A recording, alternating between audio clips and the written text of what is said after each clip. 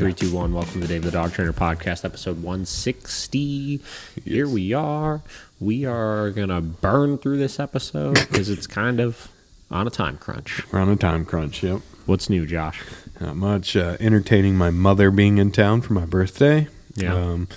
We had a great time. Yesterday we took her to the Stan Hewitt house. Oh, you went to Stan Hewitt? Yeah, we did Who are they doing, like the little tulip festival thing there right now? They're getting ready for it, but we went to do the tour of the house, which was really neat. And then we went to tour the place in Little Italy. It starts with a T. Trattoria on the Hill? Yeah, went there. That place fucking rules. Oh, it was so good. Yeah. Dude.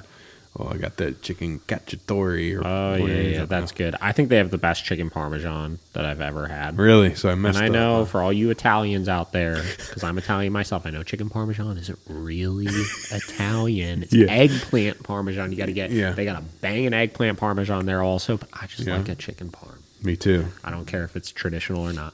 It's just so fucking good. Yep. And then we went to the bakery down there.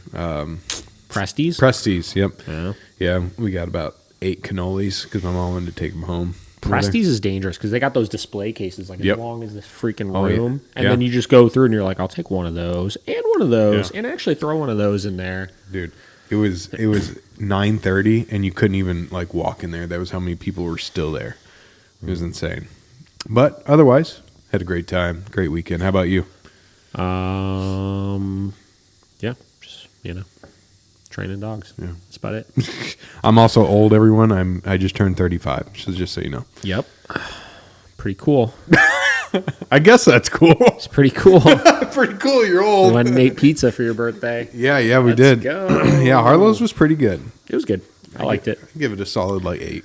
Yeah, I mean, I would go back to it. I think there's better, but I think it was good. Yeah, I liked it for sure. Okay, so today's episode here is going to be.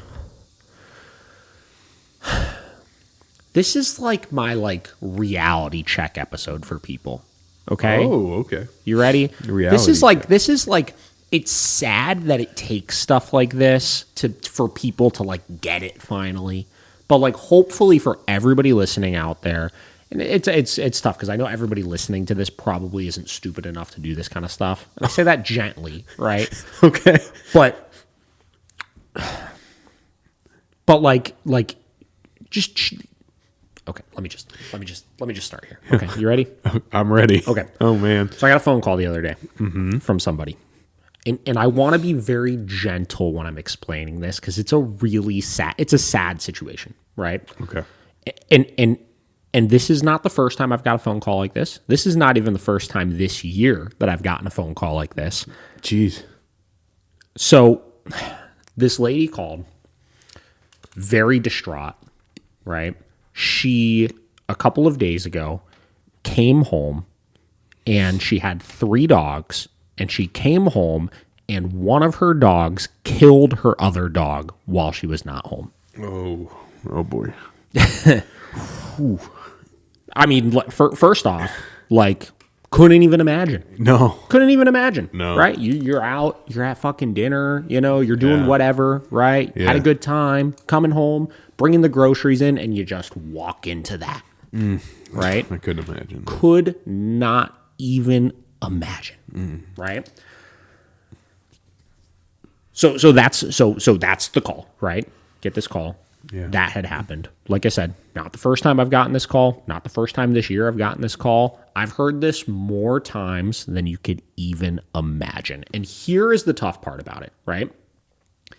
In the vast majority of the scenarios that this happens in, it's in situations where people are bringing a new dog into their home, right? Mm-hmm. This individual has had this dog for 4 months. That's like nothing. Nothing. It's like nothing. You don't even know this dog, right? No. You don't even know this dog, right? And you're trusting this dog to be left alone with your other dogs to do God knows what for however long while you're just not at home. Yeah. Right? And first off, navigating phone calls like that is so tough. Because one, your heart like aches for the person. Like that's such an unbelievably awful scenario to have yourself in. And I can't relate to it, obviously, because I've never been in that situation before. Yeah. But I could only imagine how terrible it is. But at the same time, you have to navigate explaining. Like this individual was basically asking me, like, what training can I do to make sure this doesn't happen again? And I'm like, the training, this isn't a training issue. This is why were these dogs left alone at all? Right? Yeah. For any amount of time, especially when you just got the dog, right? And as I further dug into the conversation with her, this wasn't even the first altercation these dogs got into with each other. Oh, no. Right? Yeah. Because gingerly navigating the conversation, I'm basically like, these dogs have never had, they've been totally fine together up until this point. Like, what's going on? You know what I mean? Like, and she explained to me a situation she had just a month prior where this new dog got into an altercation with the dog that it wound up killing, right? And she explained it to me as an unbelievably difficult fight to break up. It was ugly, you know what I mean? No, yeah. And yet we still trusted these dogs to be home alone. And here's the problem, right? There's so much. Let's move this to a different conversation here. Every time we post things about like using crates, right, and like confining dogs and stuff like that, that is the one conversation that baffles my mind when I see people that are just like, fuck you for locking. Dogs don't deserve to be in fucking cages, and you should just leave them. You know what I mean? Like, people are so like anti-confining their dogs 100%. That the problem is, I'm sure in this individual's head, the amount that she felt bad leaving the dog in a crate when she wasn't home in the house outweighed her common sense and good judgment of understanding it wasn't safe to leave the dogs home. But she probably just couldn't get past this mentality of, why would I feel so guilty leaving my dog in a kennel, right? Yeah. Where they're safe. And instead you just leave them out because you feel so bad about it, and you throw like logic to the wind, and stuff like this happens. You know what I mean? Yep. And it's just, I'm trying to figure out how I want to kind of, play this episode out, because it's like, first and foremost, I just want to explain to people, like, this is why, to this day, all of my dogs I've had for a very long time, right? All of them have a pretty darn sound relationship at this point, right? I will never, ever, ever, ever leave my dogs out alone when I am not home, because I have seen worst case scenario so many times. Yeah. And you just ask yourself the question of, like, is the juice worth the squeeze, right? Do you feel so guilty that your dog is sleeping in a crate for 8 hours when you're not home and you're at work, that you want to put them at risk of potentially dying, right? And forget dogs getting into fights with each other in situations like that happening. The other phone calls I get from people all the time are, oh my gosh, I came home and my dog ate an entire bottle of fucking Tylenol. You know what I mean? Like, or another one I got recently, right? I got a call from somebody. This is a client. This all happened in the last week, right?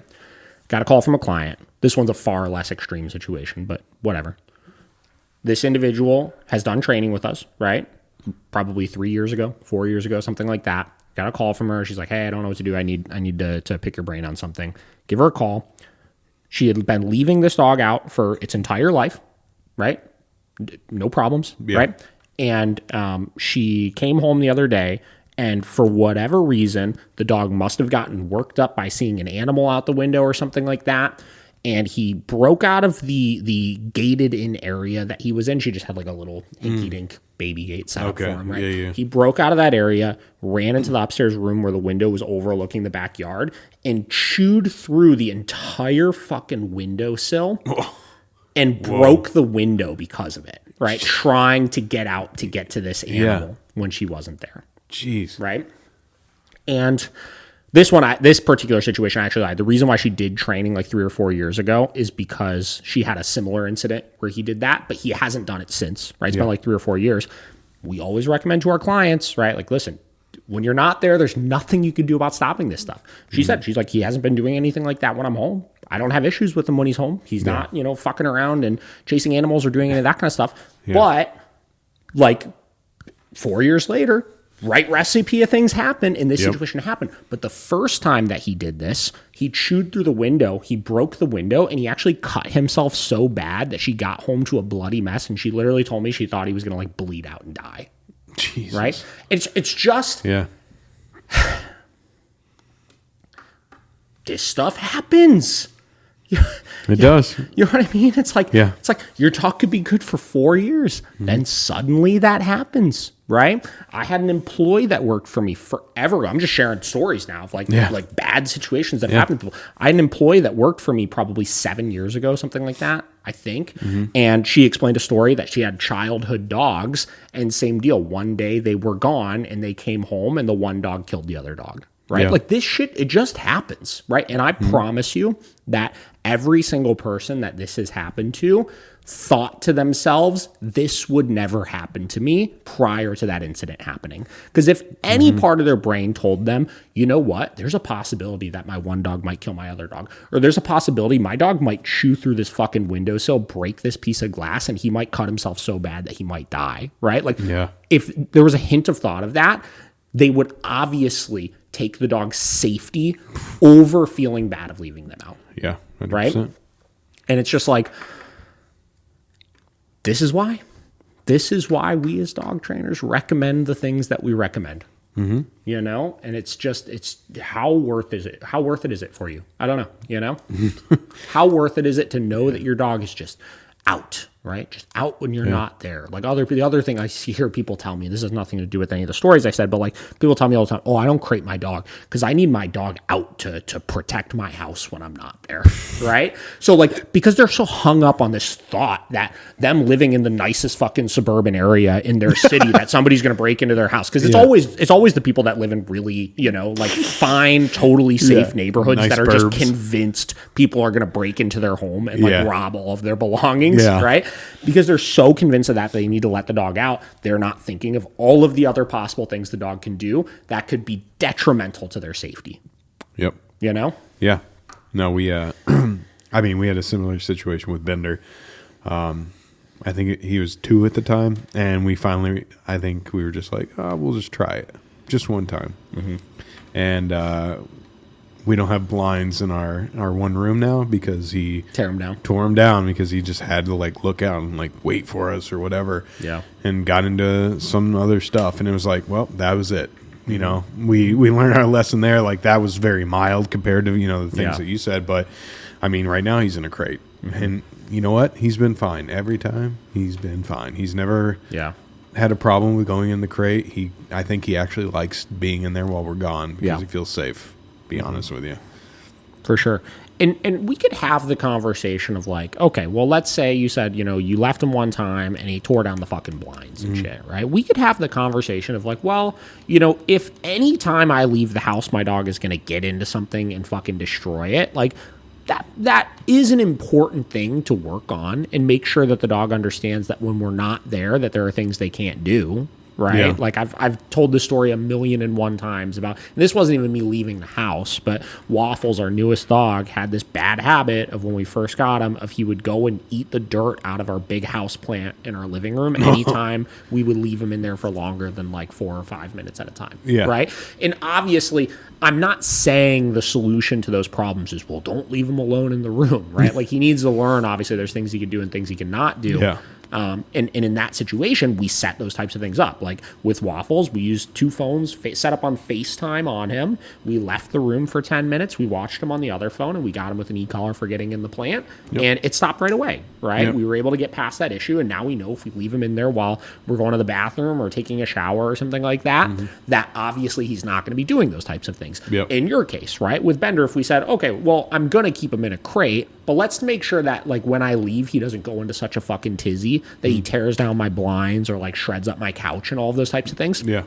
Okay, well, obviously, like we could set that picture up. We could work through that thing. Yeah. But there's a big difference between your dog understanding that when you're not there, eyes are still on them and that their behavior still needs to stay consistent versus when you're literally gone and no matter what the dog does, there's zero chance that you could address any of it, right? Like those are two very different things. Very sure. Yeah, right? For sure. And I always say, like, I don't care how well behaved your dog is.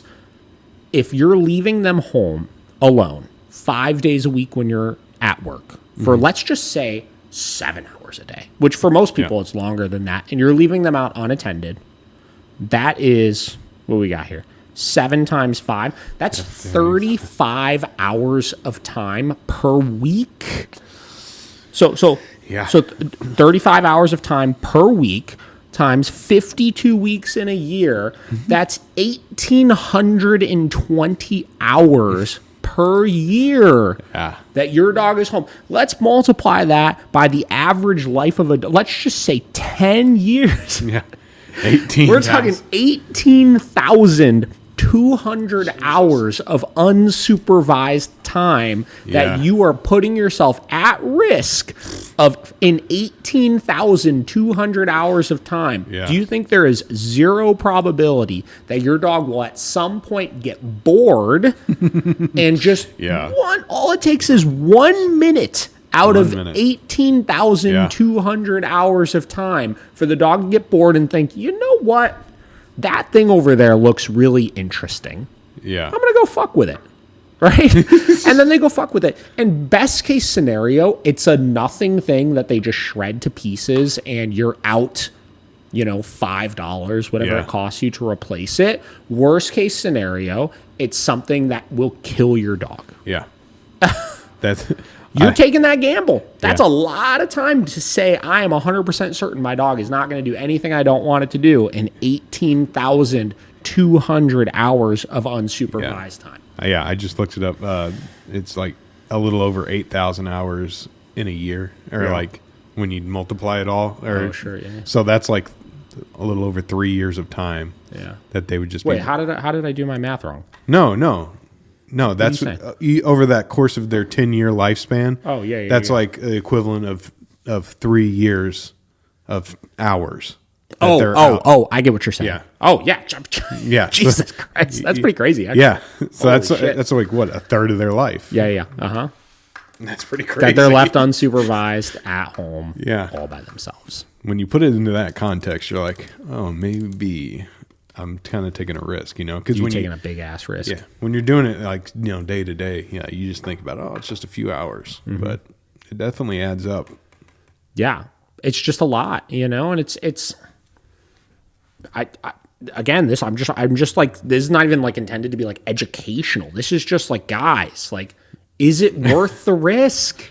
No. This stuff is happening to people. You know what I mean? This stuff is happening to dogs. And I just don't think people compute that could happen. Let's get to like, dogs that get in fights with each other that we hear, right? Like almost all of the cases where dogs are getting into fights with each other, the dogs were fine together for multiple years prior to them getting into fights, right? Because it was a slow buildup of things that the owner was missing that they probably thought to themselves, same deal.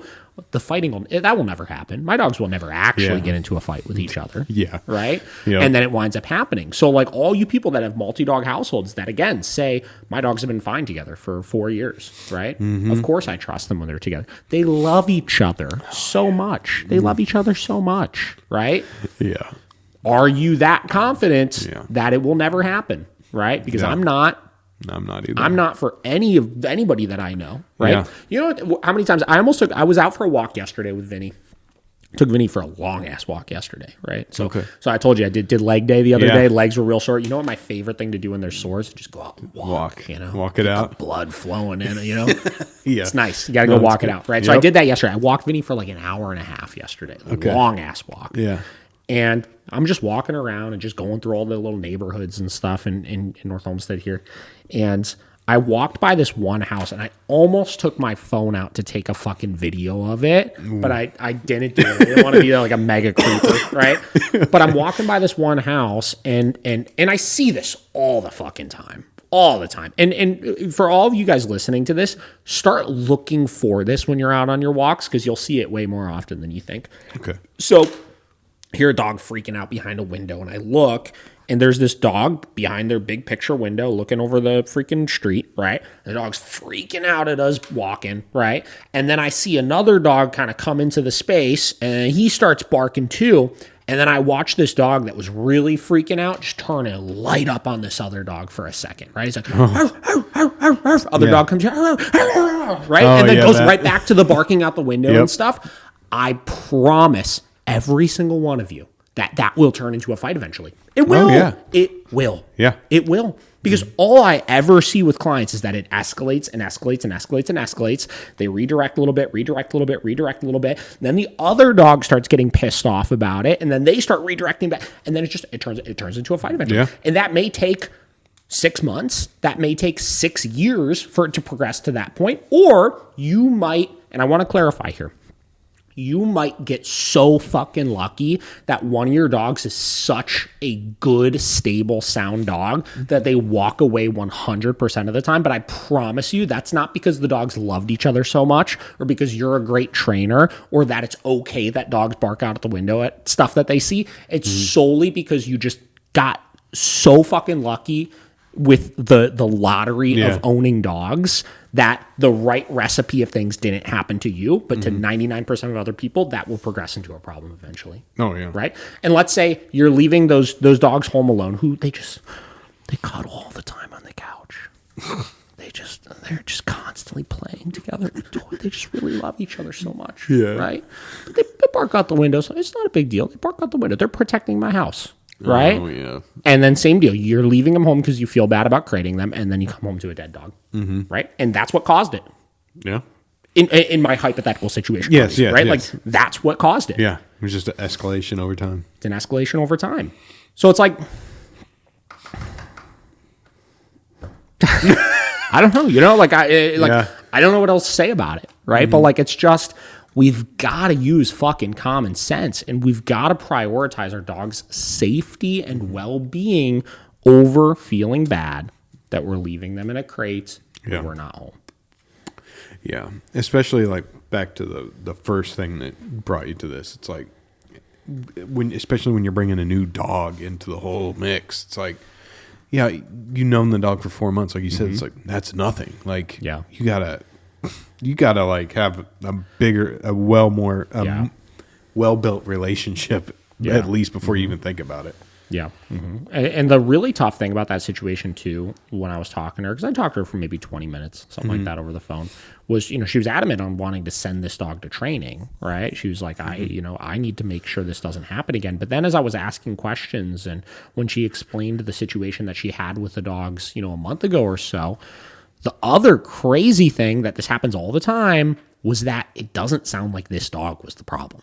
You know what I mean? This dog probably needs training, right? Yeah. This dog obviously, under the right circumstances, has the propensity for aggression. Yeah. But it sounds like her other dog really was instigating, a little bit of an instigator with stuff, right? And was definitely the problem in the first situation that was described. But because it's like that dog isn't there anymore, it's like we have to put the blame somewhere. You know what I mean? And it's like, and I get it, right? Like, it's not like if I were her, like, day after an incident, I'm probably not going to like be like, fuck my dog that just got killed by this dog. It's their fault. You know what I mean? Like, I don't think I would be able to do that either, right? But it's we're not honest with ourselves of what dogs are capable of with everything, right? Let's look at it from different perspectives. Is all these people that have dogs that are like stranger danger dogs that like bark and growl at everybody that walks in the house, and they say, oh, it's fine, he doesn't bite, he just is really scared and stuff like that. It's like, I promise you that eventually, if that goes unchecked and you don't have a good solution for it, that can, and in many cases does, progress to the dog actually biting. And then the first time that they bite, they say, I have no idea where that came from. Right? Because they're not honest with themselves of where these problems come from. No, you're right. I mean, I know I've been guilty of that before. And past dogs that I've had, where it's just like, oh, don't worry about it. It'll be fine. Just ignore him. Don't worry about it. Which, I mean, ignoring him is great, but we weren't stopping the behavior either. Sure. Yeah. Yeah. Well, listen, it's.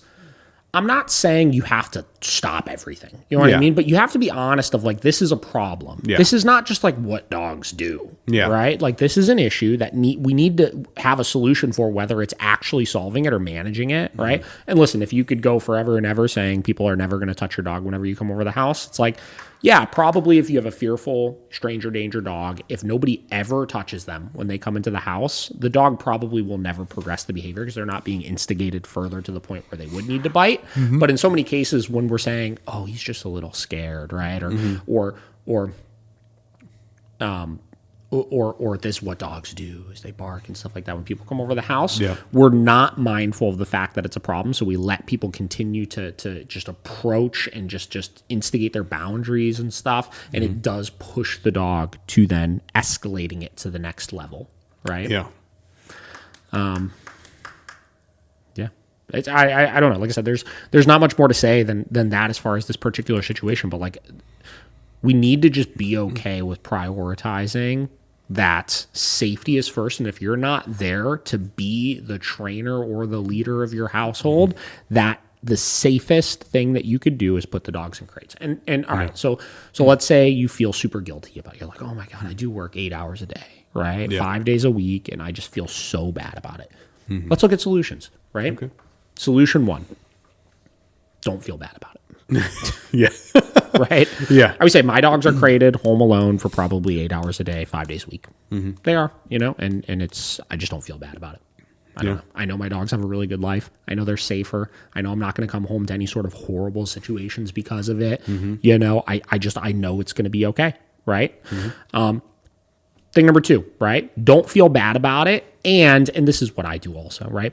Prioritize making sure that when you are home, you're engaging them, right? You're getting them the stimulation they need, right? It's normal that like, if I'm home all day, like I watch my dogs, right? Like let's say I'm working from home in a day and my dogs are all out. I guarantee you that they're sleeping for 8 hours of that time, right? It's just what they do, right? So that's why I don't feel bad about leaving, right? So like, what's the difference between them sleeping in their crate versus sleeping on the couch or sleeping on the rug or whatever it may be? Nothing, right? It's the same thing. It's the same amount of time, right? For sure. But when I'm home with them, I prioritize engaging them and exercising them, right? If you know you're going to have a long day at work, let's say you're going to be gone for 9 hours, right? Go take them for a long ass walk before you leave for work. And then as soon as you get home, go fucking play ball with them for an hour. Right. Or go play, do training with them or do something like that. Just engage them, right? Like take the responsibility of doing it. And if we're saying like, oh my God, like I have to leave them out because when I am home, I can't ever do anything with my dogs. It's like, listen, I am not one of those people that ever says like, oh, well, then you shouldn't have a dog then at that point. But like, that is when you start asking yourself the question of like, what kind of life are you providing your dog? And are you not prioritizing your time well enough? And if you truly are telling me that when you're home with your dogs, you cannot do anything with them ever, you cannot provide a good life for them, and it's a time, it's a time thing. Yeah, maybe at that point, like dogs aren't right for you, Yeah. Thing number 3, right?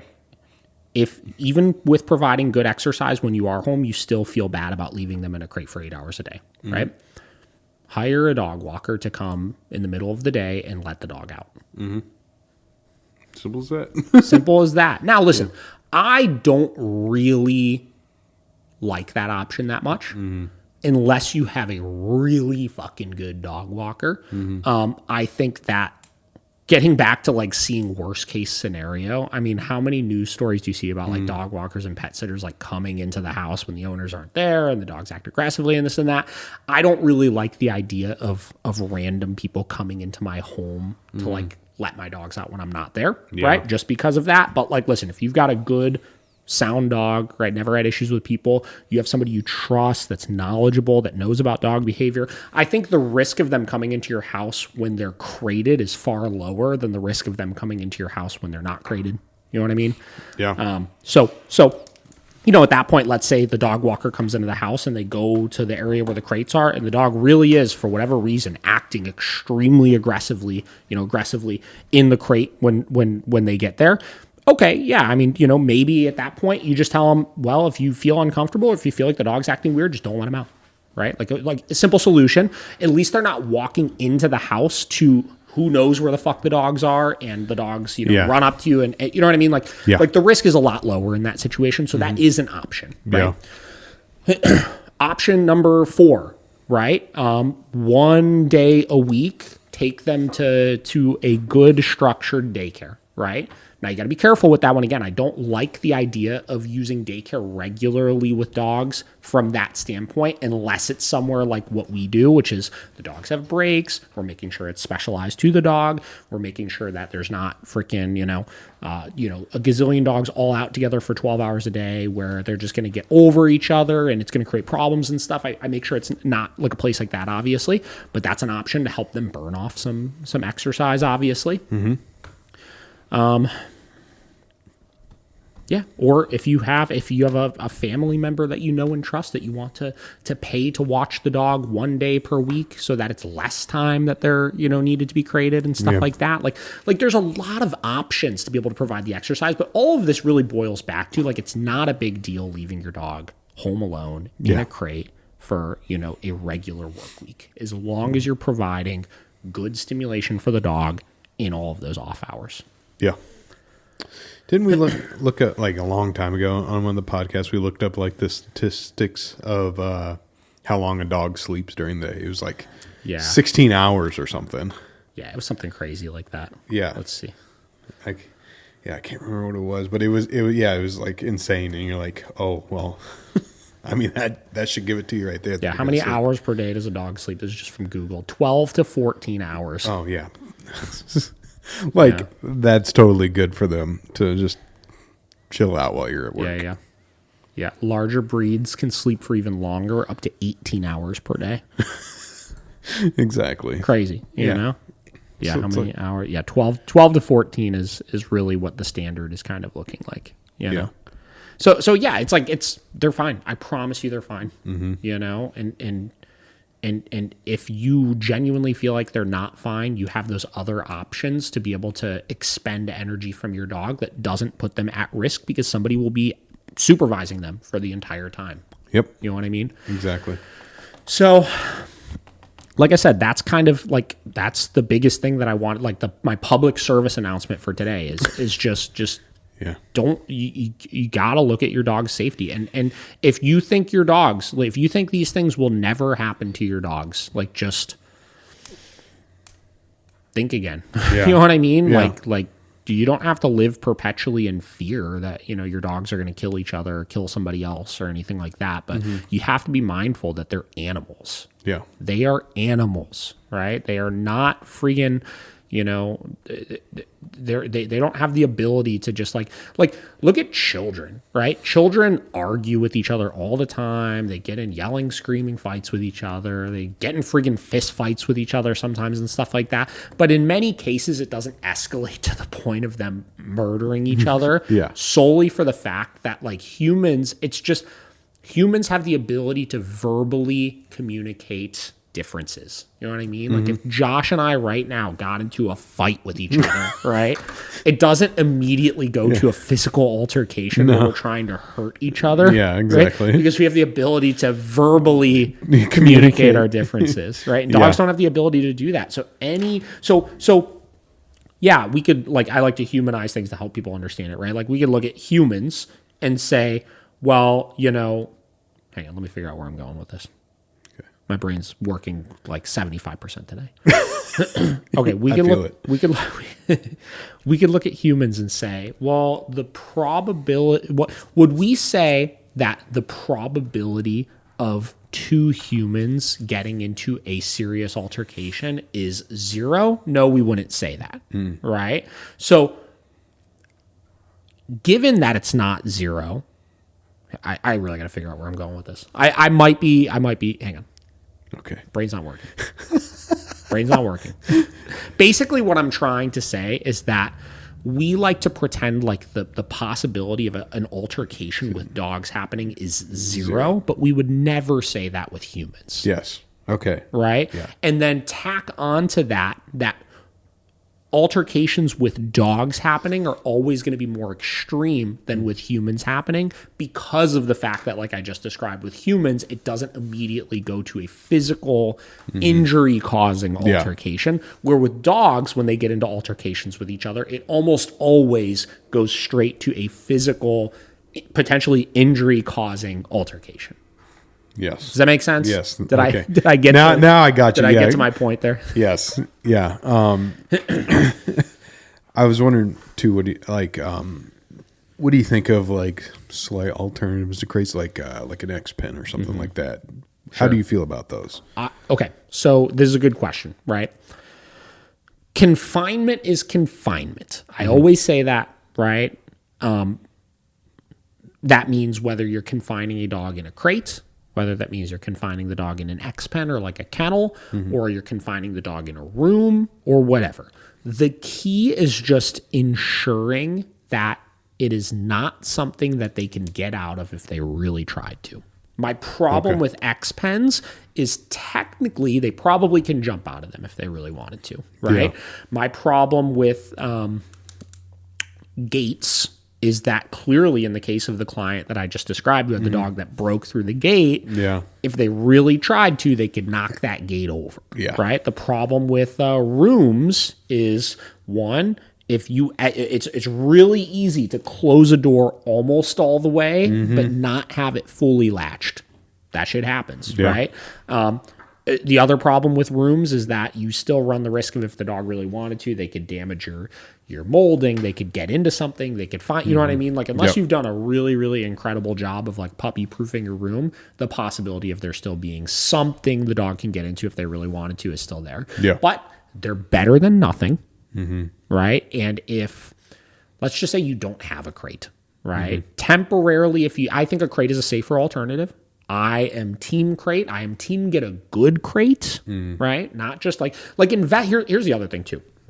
Not to go in 27 different directions, but like, I'm assuming most people that have dogs will probably to some extent always have dogs, right? And if we're going by the philosophy that I live by, which is I'm always going to crate my dogs. I have enough. Here's what I always say. I have enough stress and anxiety in my life. I don't need to add on worrying about what my dogs are doing at home when I'm not there. Yeah. Right? No, like, that is just one extra layer of stress that I don't need to add to my life, right? So knowing you're always going to have dogs, knowing you're always going to crate your dogs, just invest in a fucking nice crate. Yeah. You know what I mean? Like, everybody's like wants to buy these fucking bullshit wire crates and stuff that... I'm going to sound like a little bit like I'm contradicting here because I have wire crates downstairs I use my dogs in. But that's because I've extensively made sure that they're good in the crate, right? Where it's not a problem. But like at our facility, like we have really nice kennels. All of our clients that have dogs that have even a hint of kennel issues are all in really, heavy duty crates, right? Just invest in a nice crate, right? A nice crate's run anywhere from, let's say you buy a freaking, the two crates I generally recommend for people are the Roughland kennels or the Impact crates, right? And those, if you need to get the biggest sizes that they sell, range anywhere from like $450 or $500 to like $1,200, right? It's expensive, don't get me wrong, but those are crates that will last you forever. Getting back to my wire crates and where I'm not contradicting myself, I've replaced those wire crates multiple times now at this point.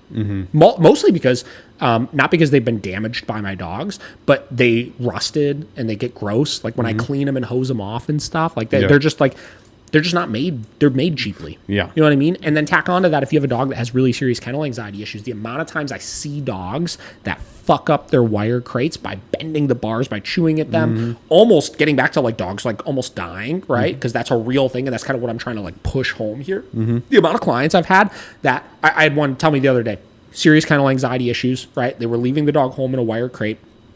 They checked their camera and they literally saw the dog breaking out of the crate and it got its head and neck wedged in between the door Oh my and the God. base of it. And the dog was like borderline choking. Yeah. And they had to like literally leave their jobs and run home as absolutely fast as they can Jesus. to go and make sure this dog didn't like choke to death. Yeah. Right? My God. Those wire bars can bend and break, and then you have sharp, jagged things that if the dog really tries to break out of, they can impale themselves on. Like Yeah. this is like a morbid, gruesome episode, like kind of. But like I'm saying all of this to tell you, like this shit happens. Yeah. It literally happens. You know, so invest in not just a crate, but invest in a high quality crate. Your dog's not going to be able to hurt themselves in. Yeah. Right, which is why I go with, again, Roughland kennels or impact kennels for that exact reason. You know, Yeah.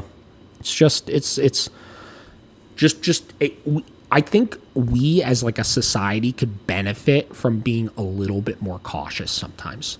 Yeah. You know what I mean? Like we were talking about, you know, when we had American Standard on the podcast last week, we were talking about, you know, being more proactive and thinking ahead. And I mentioned like my term cautiously optimistic that I use, right? And this applies to like this kind of stuff also. You know what I mean? Like I am cautious of like these things that could hypothetically happen, but I stay optimistic that I have solutions and management in play where it won't turn into a big problem. Yep. Right? So I'm not living perpetually in fear like, holy shit, my dog might Yeah. do this, or this, right? I'm aware of the things that can possibly happen, and I make sure I set everybody up for success so those things don't happen. Yep. And I think too many times as dog owners, we don't do that at all. And just like I described how people are optimistic post-training about how the dog will just listen to them, and then they're like shocked when the dog doesn't listen to them, right? Yeah. Too many people are just optimistic that there will never be a problem with their dogs, and then they're totally shocked when there's a big problem with their dogs. Yes. Yep. You know? Mm-hmm. So just think twice about this stuff. Think twice about this stuff, and just keep all this stuff in mind. And I share these stories not to scare everybody, but to just have that reality check moment of this is why this stuff is so important. Mm-hmm. This is why we preach the things we do. Yep. Right? I tell everybody, don't go to dog parks, right? And 75% of our clients say, okay, cool, that makes sense. I'm not going to go to dog parks. And then 25% of them still say, you know what? I've never had a problem at a dog park before, and I'm going to go to the dog park. And it's like, I can't force you. You know what I mean? If I tell you to crate your dog when you're not home, I can't force you to do it, but I could educate you why it's so important. And then if you're still so optimistic that there will never be a problem, and you get, again, lucky that you took your dog to a dog park for its entire life and it never got attacked by another dog or caught a serious disease or anything like that, hell yeah, I'm happy for you. I don't want to see anything bad happen to your dog. But don't be surprised if one day after 8 years of going to the dog park with no problems that it does happen. Yep. Exactly. You know? Yeah. What do you think? I think, set yourself up for success, man. Like you said, be what's your term? Cautiously optimistic. Be cautiously optimistic. T-shirts that say it on. Yeah, you need to. Yep, that's the next miracle T-shirt. Way, shout out Lake Erie Dogs, repping the hoodie today. Oh yeah. I haven't wore it in a while. I just busted it out the other day. It's a nice fitting hoodie. Yeah. You know. We need to get those guys back on. Yeah, we haven't talked to them in a while. Yeah, I talked to Tom somewhat recently, but yeah. But yeah, like I just from prior experience and like past relationships with dogs and everything, it's like I just remember how you were in relationships with dogs. No, prior relationships that dogs were included. Okay, geez. It's a little weird, Josh. Yeah. Yeah, you know what I meant. But I remember how being anxious a lot because they were just out all the time. Sure. And it was like very stressful, like especially like when we came to you, you know, and we're like, this dog's going crazy like all the time. And like, I'm at work all the time just worrying about it, you know? So I wish that, you know, things would have been different. We could have created them back then, you know? That's pretty much all I could say is like the peace of mind that I have with Bender. Like, I know that I can put him in the crate and I don't have to worry about him because he's just going to go to sleep for a few hours. It's true. You know? It's true. And past that, let's not look at worst case scenario, but let's look at other benefits of crating your dog when you're not home. I would say training is a game of wins, Yeah. right? It's a game of skewing the odds where like 99% of the things that you have your dog experience are done in exactly the way you want them to be done. Yep. Right? So by crating your dog when you're not home, you have 100% control over any time they're loose in the house. You are in control of what they do and what they don't do. Yep. Right? You could skew it really, really far where almost everything is a win. The dog rarely ever rehearses something you don't want them to. And Yep. when they rehearse something you don't want them to, because you're there, you're in a position to address it. Yeah. Almost all the time when I see people that like just refuse to crate their dog when they're not home, I see that they're struggling with multiple things going on in the home, reactivity issues, getting into things, stuff like that. Yeah. And they just will never be able to skew things enough where the dog is 99% successful because 13,000 fucking hours or whatever it was that we came up with, 18,000, 17,000 hours of the time, you're at the mercy of what your dog decides to do. And even if it's not a major thing, let's just say it's them barking at let's say you have one dog and they bark at people that walk by the house every single time that you leave the house, right? And you're trying to address it when you're home with them. 50% of the time they're still getting away with it. Yeah. You know? So that's another big part of it too, is just from a training standpoint, it makes more sense to ensure success. Yeah. For sure. So that's my fucking 2 cents today on that topic. Like it. What did you think about last week's episode? Did everybody listen to that? Garrett Wing, American great. Standard Canine. You guys, I'm talking to you guys. Did you fucking listen to it? It was amazing, dude. I thought it was good. Yeah, I love talking with Garrett. We jive really well, I feel like. Yeah, you guys cool. really bounce ideas off each other too, you know? You could tell when you talk to certain dog trainers, you know, ones that like really know what they're talking about, the conversation just flows nicely, you know? And every time you talk about something, it's like, you know, different perspective on a different perspective, and you're just kind of bouncing it back and forth, and it's cool, you know? And then there's like other people I feel like you'll talk to sometimes where it's like, it's hard to like have, you know, like whether it's they don't have the same kind of passion about dog training, right? Or they don't have the same level of knowledge about it or whatever it may be. But some people like have a hard time being able to kind of ping that back and forth. And I think, yeah, I know we have a decent amount of like trainers and stuff that listen to this podcast as well. I strongly encourage talking to other trainers, you know, whether you're doing it for a podcast or whether you're making friends with other dog trainers or whatever. Like there's something to having an actual conversation with dog trainers about dog training, especially ones that aren't directly in your field, right? There's things I know for a fact that Garrett and I do differently, which is fine, right? That brings a different perspective to the conversation, you know?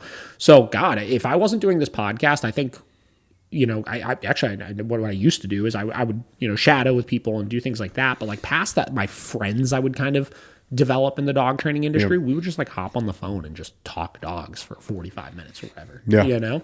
And you can kind of just like have fun going down the rabbit hole a little bit, you know, and finding, again, different perspectives on things and keeping your mind open and stuff like that. I think it's super beneficial. And you may find as you're having those conversations, you may find holes in your thoughts on things. You know what I mean? You might be talking something and that individual might be having a hard time understanding what it is you're talking about. You might need to sit back and ask yourself, like, am I explaining this clearly enough? Or